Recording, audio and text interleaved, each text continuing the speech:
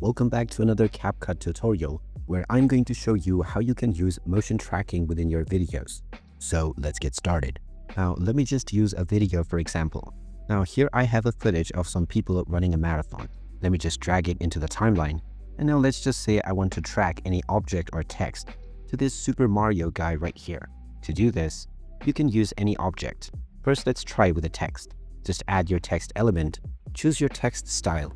Once you enter your desired text, just click on Tracking at the top section. Now click on Motion Tracking, and you will now get this yellow square. Just move this square to the object that you want to track your object with. You can move the location of your object to any area. After you have set up your target, click on the Start button to begin tracking.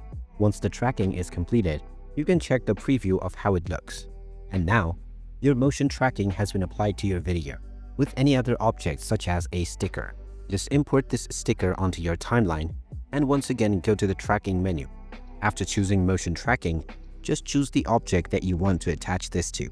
Then click on Start once again, and now your motion tracking will begin right away. And that is how you can use motion tracking with your video on CapCut. If this video helped you out, don't forget to hit that subscribe button to get more useful notifications and videos in the future. Thanks for watching, and see you again in the next one.